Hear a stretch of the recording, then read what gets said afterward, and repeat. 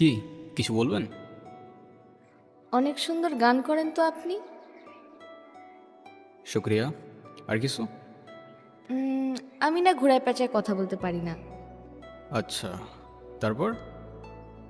আমার না আপনাকে ভাল লাগছে।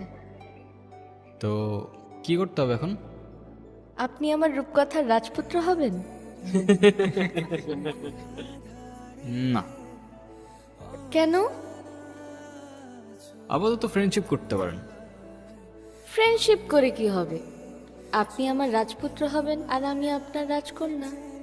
ভাইয়া আপনারা কিছু মনে করেন না তো, আমার বান্ধবীর স্কুল একটু ঢিলা আছে, এই চল তো তুই। ধ্যাত, হায় রাজপুত্র।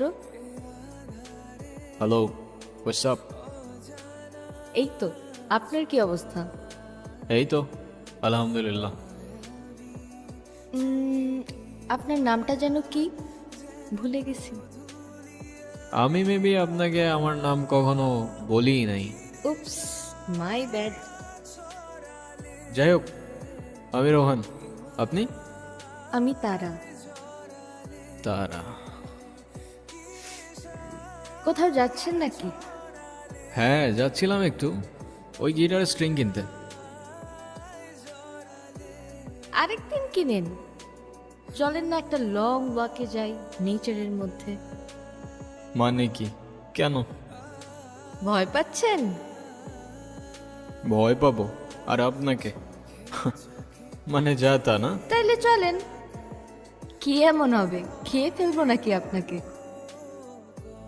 আচ্ছা আচ্ছা, চলেন চলেন।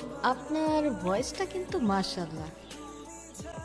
কিন্তু আপনি কি সারাক্ষণই গিটারটা নিয়ে ঘুরঘুর করেন? একজন আর্টিস্ট তার আর্ট আর ইনস্ট্রুমেন্ট ছাড়া আর কি নিয়ে ঘুরঘুর করবে বলেন? তবে সত্যি বলতে এই গিটারটা একটু স্পেশাল। আমার যখন 6 বছর বয়স, আমার জন্মদিনে আমার মা গিফট করছিল এটা। এমনিতে আপনার ক্যারিয়ার নিয়ে প্ল্যান কি? মিউজিক। আচ্ছা, আর ব্যাকআপ প্ল্যান? মিউজিক। আপনি আপনার প্যাশন নিয়ে অনেক সিরিয়াস মনে হচ্ছে। প্যাশন বাদ দাও, মিউজিকের বাইরে তো আমার কোনো লাইফই নাই। জাস্ট লাইফই নাই, বুঝছো? আচ্ছা, তারপরেও সাপোজ যদি কখনো মিউজিক ছেড়ে দিতে হয়, তখন কি করবেন? মিউজিক ছেড়ে দিতে হবে মানে?